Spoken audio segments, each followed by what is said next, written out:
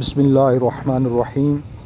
तंजीमुल मदारिस अहले सुन्नत पाकिस्तान ने अपने सालाना इम्तिहानात बराए 2024 की तारीख़ का ऐलान कर दिया है।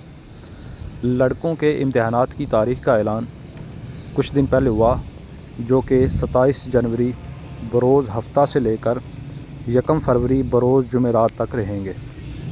गुज़श्ता कल तालिबात के इम्तिहानात की तारीख़ का ऐलान भी कर दिया गया है, जो कि 28 फरवरी बरोज़ बुध से लेकर 4 मार्च बरोज़ पीर तक रहेंगे।